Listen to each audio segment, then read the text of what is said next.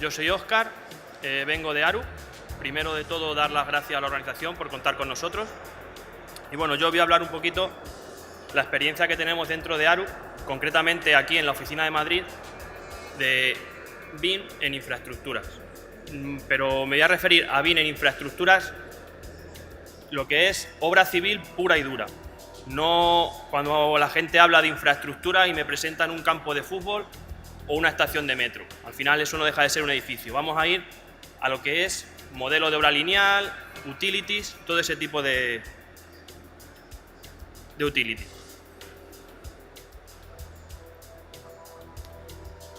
ARU, somos una empresa que se fundó en el 49 por nuestro fundador, Obearu, y tenemos 92 oficinas en 40 países y somos unos 12.000 empleados a nivel mundial.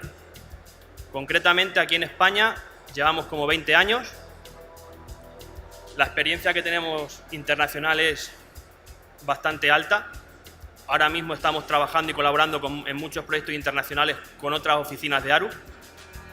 Llevamos trabajando en BIM 7 años, desde 7 años atrás ya metodología BIM. En infraestructuras algo menos, siempre infraestructuras ha tardado un poquito más que lo que es edificación. Ahora más adelante veremos el porqué. La mayor parte de los empleados que tenemos aquí en Madrid son bilingües y somos como unas 150 personas. Los departamentos de los que consta la oficina de Madrid son infraestructuras y geotecnia, estructuras, instalaciones. Tenemos consultoría de fuego, transportes, logística, fachada, sostenibilidad, acústica ha entrado ahora hace poco y planeamiento urbano y project management. El departamento de infraestructuras de Madrid somos unas 20 personas, nos está entrando trabajo y estamos creciendo y tenemos, digamos, que 4 ramas principales: ingeniería civil, geotecnia, ingeniería marítima y tenemos una consultoría de medio ambiente y social. ¿Cómo trabaja ARUP a nivel de BIM? ARUP en global. O sea, la mayor parte de los proyectos, o sea, el 60% de los proyectos que tenemos ahora mismo en curso, más los nuevos proyectos, ya lo estamos haciendo con metodología BIM. Utilizan por lo menos los procedimientos básicos. Lo exija o no lo exija el cliente. El objetivo principal de ARU es llegar a un nivel 2 de madurez BIM. Al igual que cada proyecto que se hace, lo que hacemos es crear, o sea, ponernos de acuerdo con el cliente en una reunión a principio de proyecto, revisar los requisitos del cliente, revisar los procedimientos de BIM de ARU y ver cómo generamos un BEP que sea asequible para que sea adquirido por parte del cliente, como para que la metodología BIM funcione y fluya toda la información. Hacemos reuniones al principio de cada proyecto. Nosotros lo que hacemos también es, dentro del proyecto BIM, seguimos la regla, o sea, las especificaciones de la building, o sea, de la British, la 1192, o sea, para seguir por lo menos procedimientos básicos en cada proyecto. Luego intentamos adaptar todas esas especificaciones a la metodología de trabajo. Dentro de los objetivos que tenemos en un proyecto BIM, bueno, yo creo que esos son igual, tanto en un proyecto de infraestructuras o obra civil como en un proyecto de edificación. La colaboración, la coordinación, el conseguir optimización en los modelos, optimización en los flujos de trabajo, todo eso al final lo que nos va a llevar va a ser a que tengamos un proyecto totalmente integrado y con eso consigamos reducir riesgos al final en la obra y con eso reduciremos costes. Al final lo que estamos intentando hacer con un proyecto BIM es reducir contingencias. Si se reducen contingencias, reducimos costes fijos. Hablando ya un poco más en temas de BIM, en infraestructuras, vamos a ver un poco lo que es la realidad de lo que entiende la gente, aunque hay muchísima gente ya que sabe que el BIM es un proceso, no es un software. pero tú ahora mismo haces una búsqueda, formación BIM, en Google, y lo que te va a salir va a ser Revit, formación en Revit, y al final son máster carísimos que lo que te dan es un curso de Revit.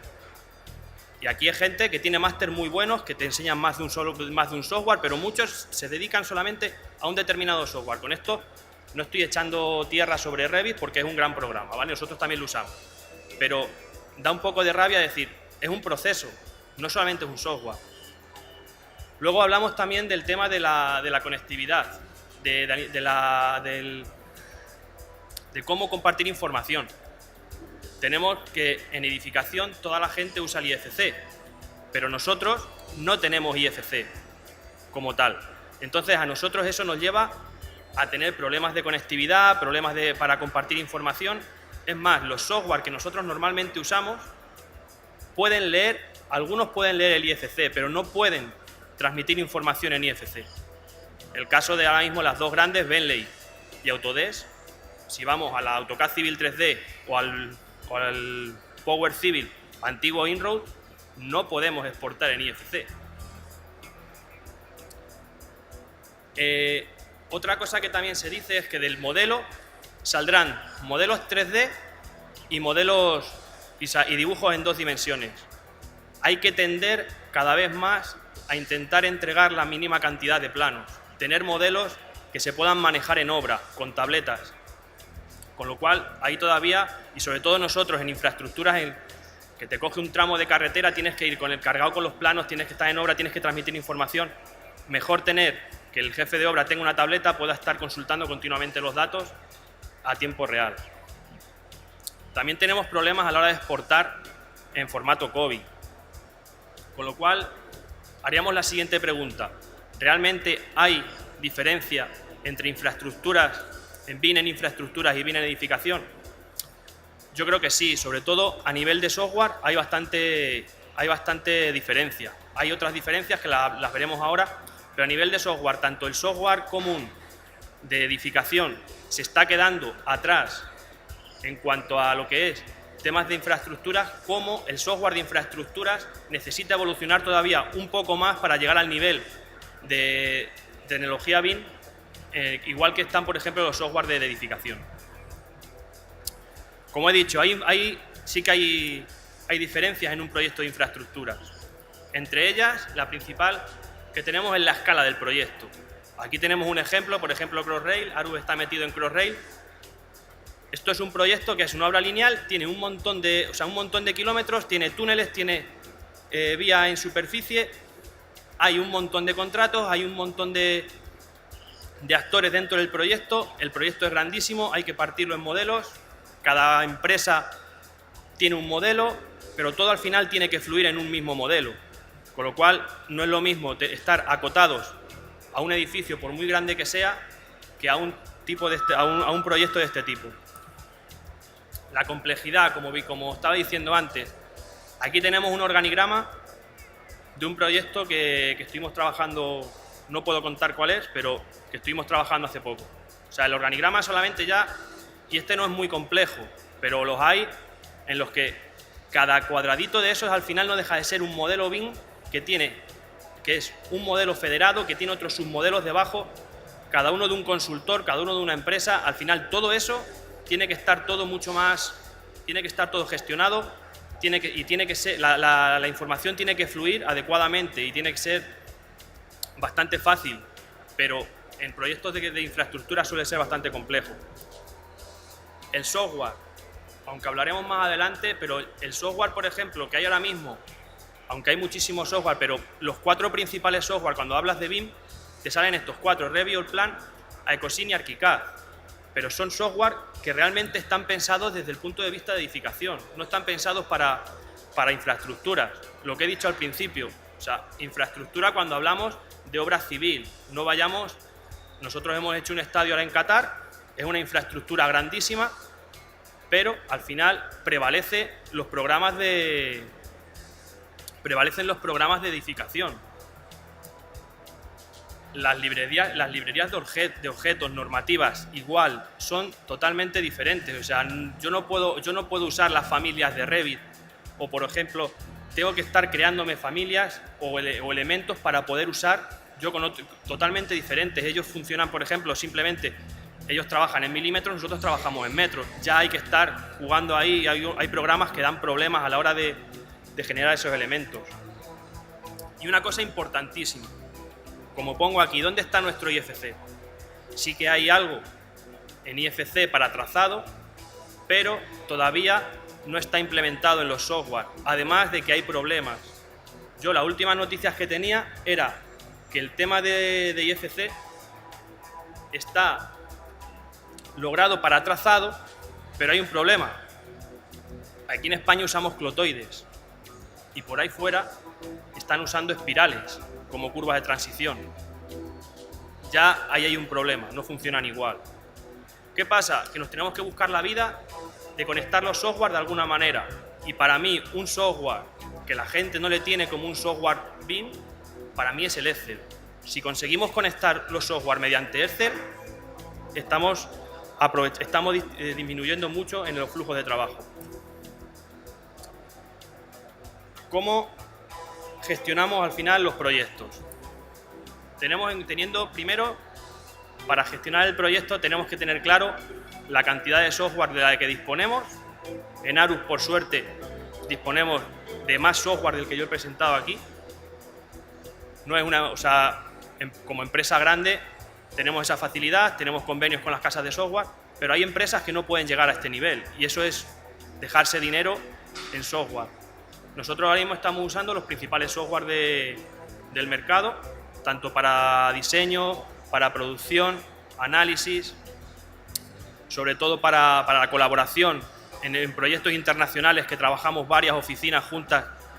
Uno de los software que normalmente usamos es ProjectWise.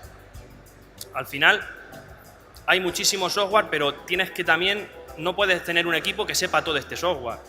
Nosotros concretamente aquí en Madrid, un poco los trabajos que normalmente hacemos son de edificación, movimientos de tierra, en temas de obra civil hacemos movimientos de tierras, temas de urbanización, carreteras, temas de agua y temas eléctricos. Al final nosotros, para temas de edificación, puesto que tenemos los departamentos de Building trabaja con Revit.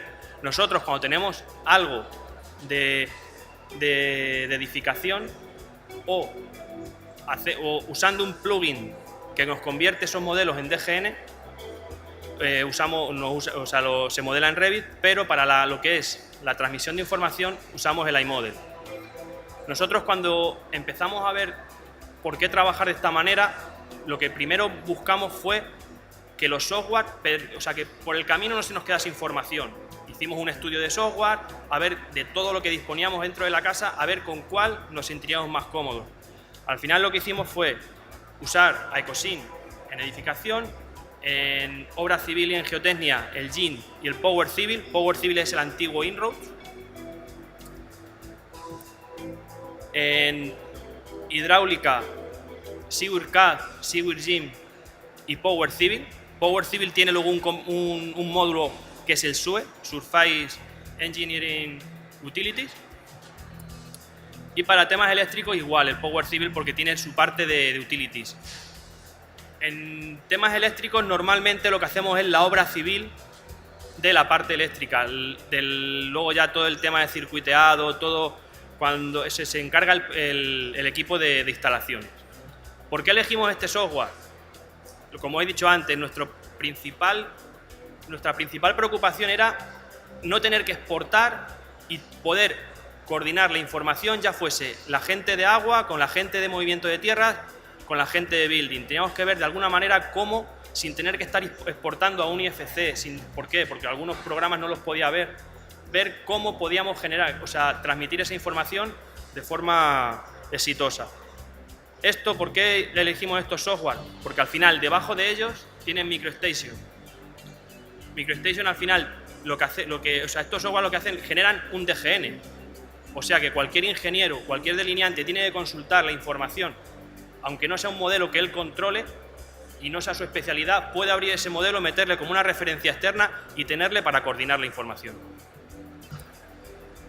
Otra cosa que a nosotros nos o sea, que buscamos cuando elegimos software es que pueda ser linkado un software con otro. Es decir, el software de modelado pueda estar linkado con el software de análisis.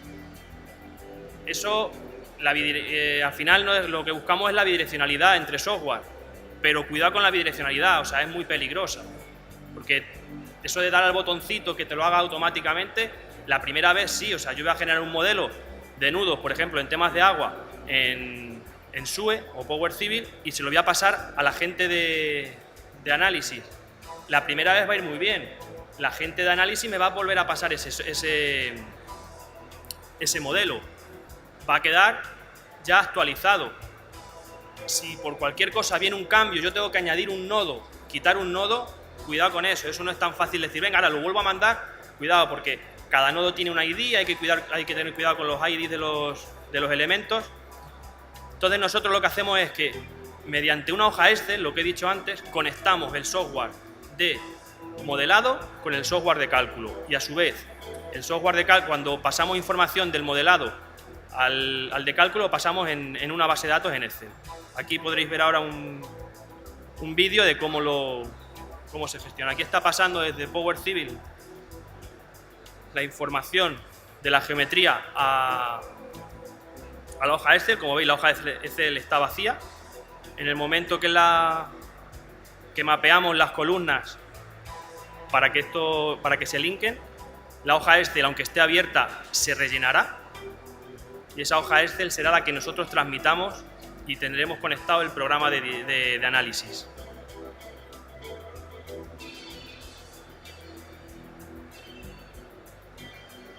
Aquí está el programa de análisis cogiendo la información, estamos linkando esa información.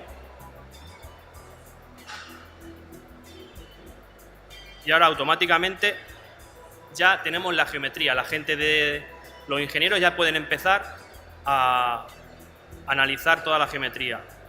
Han hecho un cambio, se ve arriba, y ahora se verá cómo en la parte de allí sale un ángulo recto porque ha cambiado la geometría. Bien. Compartir información. Hay un proyecto en el que estamos trabajando en la actualidad y es que nos piden información en un determinado formato y nosotros trabajamos con un software encima de la competencia. Nos están pidiendo la información en AutoCAD Civil 3D y estamos que es de Autodesk, y estamos trabajando con Power Civil que es de Bentley. Problema. Sí, se tiene en cuenta que hay que formar a la gente, pero si a mí el proyecto me viene de otra oficina y necesitan que empiece a trabajar con él, ¿qué hago? Empiezo a formar a gente, la gente que tengo en mi departamento la dejo parada y contrato gente que sea experta en AutoCAD Civil 3D, ¿cómo lo hago? Tenemos que buscar la forma de que esa información pueda fluir y no tener que cambiar de software. Al final, ¿qué es lo que hemos hecho? AutoCAD Civil 3D y Power Civil tienen debajo un GIS. Nos vamos a apoyar en los archivos GIS para transmitir información. Mediante un SHP estamos pasando información del Power Civil al AutoCAD Civil 3D. Aquí podéis ver un vídeo. Esto es Power Civil, es una red de drenaje y es muy similar a lo que hemos hecho antes de cómo pasarlo a AutoCAD Civil 3D. De esa manera, en este proyecto el problema que tenemos es que se está trabajando para coordinación con Navisworks. Nosotros, la información que sale de Power Civil Navisworks, aunque es un DGN, no la lee bien. Con Eduardo, que va a presentar luego, nos hemos pegado a ver si conseguíamos hacer algo y no conseguíamos que el IFC, o sea, ni siquiera pasándolo a un IFC, pasándolo por Ecosin, salían cosas muy raras. Mediante un SHP hay que mirarlo, hay que vigilarlo, está funcionando. Ahora veréis cómo al final esa red se queda modelada en AutoCAD Civil 3D. A ver si acaba el vídeo, pensaba que era más corto. Aquí lo que está haciendo es haciendo coincidir parámetros de Power Civil con los parámetros de AutoCAD Civil 3D.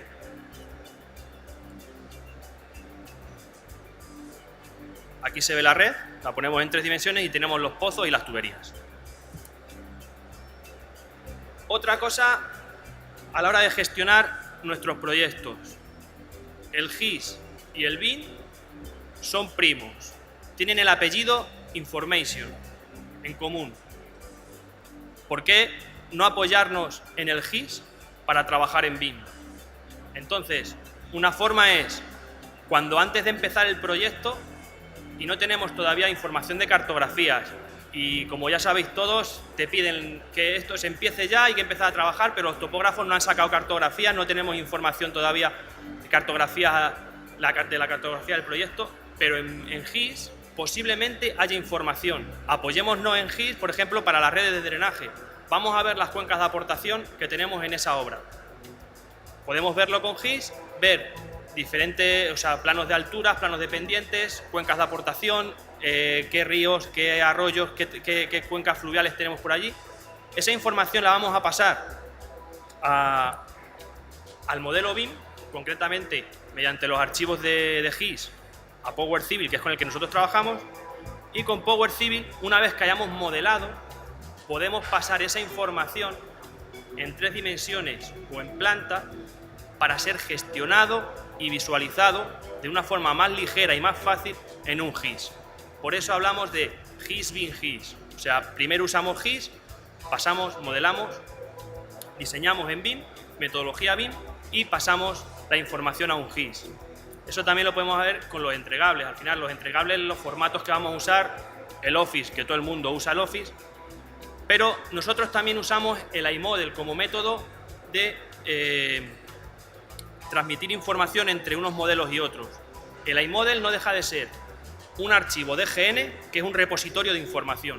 Ese archivo le puedo abrir o con un programa de visualización, o con MicroStation, o con Excel.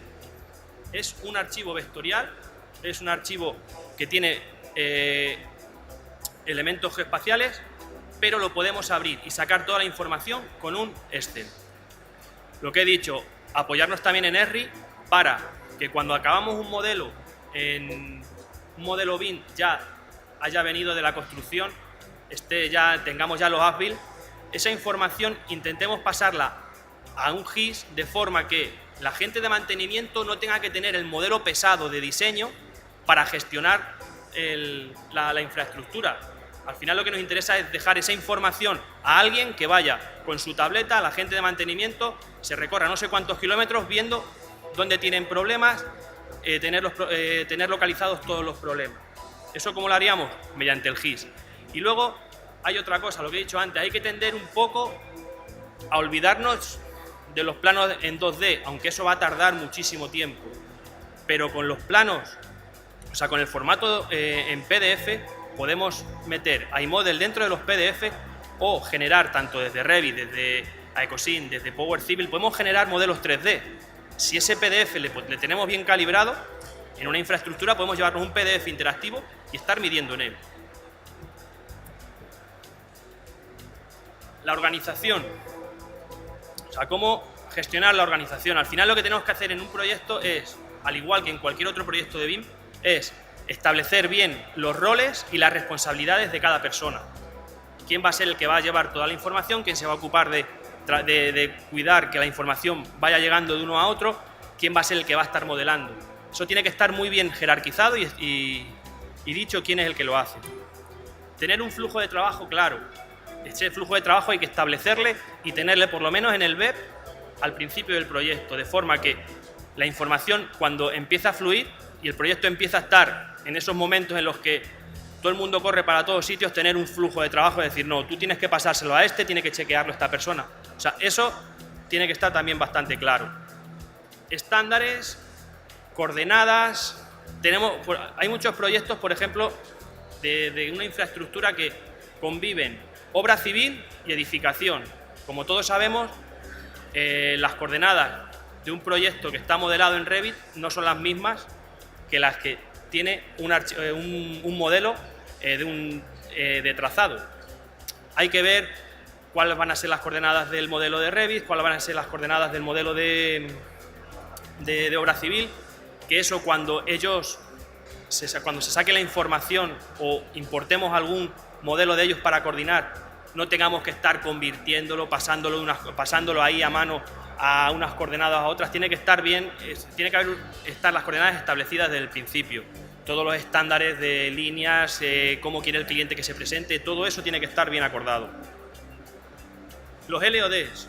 Esto muchas veces cuando se le propone a un cliente o el cliente te propone, quiero un modelo BIM, vale, ¿qué LOD quieres? O yo quiero un 400. ¿Para qué?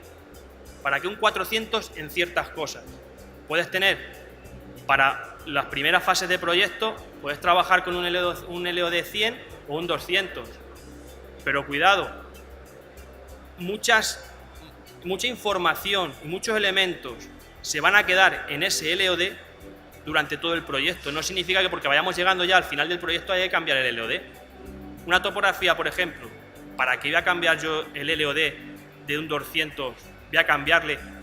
Además, si yo en la topografía, ¿qué más información le meto? ¿Qué le pongo? Un canto que queda aquí, le cojo y le modelo para que quede más bonito y ya sea un LOD de un 400. No es rentable, los software no van a poder con ello. Cuanto más detalle demos a los elementos, más van a pesar. Al final, un poco, los LOD que yo planteo aquí serían topografías tanto de modelos acabados como de modelos existentes, un 200, luego ya estructuras, redes de saneamiento, redes de drenaje, acabados en urbanización o en carreteras, un 300. Con eso podríamos funcionar bastante bien y el modelo estaría bien coordinado y sería bueno para construcción. Tamaño de los modelos. Cuidado, un proyecto como Crossrail puede ser peligroso. ¿Por qué? Porque hay multitud de modelos. Hay que tener mucho cuidado con los modelos. Las relaciones entre todos los modelos tienen que ser, o sea, lo que he comentado antes, hay que buscar la forma de que esos modelos estén continuamente, o sea, se puedan coordinar y se enlacen unos con otros. La coordinación. Hay que tener cuidado, hay que establecer reglas, hay que tener un orden de elementos. ¿Qué va a ser lo que va a prevalecer? ¿Qué modelo va a prevalecer sobre otro? ¿Qué elemento va a prevalecer? El tipo de class. Hay que ver qué es un class. ¿Qué class hay que coger? Hay que decir que eso no pasa nada. Hay que establecer unos informes sobre esos class. Un ejemplo es, yo tengo una red de saneamiento y se está cruzando con una red eléctrica. ¿Eso es un class? Puede serlo. Es un tubo flexible que le puedo mover. Eso no habría que tomarlo como un class. Arup, una vez que tiene todo esto, tiene una herramienta para ver la madurez de ese proyecto y ver la evolución de ese proyecto. No voy a entrar en esta matriz de madurez porque sería para otra presentación entera, pero tenemos las herramientas que pueden ser usadas tanto dentro de Arup como fuera de Arup para ver la madurez de los proyectos y ver que se está haciendo bien el proyecto. Y aquí ya para acabar, un poco los proyectos que últimamente estamos haciendo en la oficina. Esto es un proyecto en Qatar, el Qatar Foundation, y este ya es el movimiento de tierras. Esto es un template para BIM, para proyectos de terminales de graneles sólidos. O sea, este proyecto no es real, es un template para tenerle como ejemplo y cómo trabajar. Esto al final lo que está haciendo es la visualización de cómo vimos que cargaba la grúa en el buque y cómo hacer la simulación. Esto es un pequeño 4D que se hizo de cómo construir lo que era el muelle. Esto es el campus de Iberdrola que tiene en San Agustín, toda la parte de ingeniería civil. La segunda fase, la primera fase fue hace ya más tiempo y no se hizo. Y esto es el estadio de Caracas. Según están allí ahora, no sabemos si ese proyecto, de momento hicimos el proyecto de movimiento de tierra, no sabemos qué va a pasar con él, con los problemas que tienen en Venezuela. Pues nada, muchas gracias.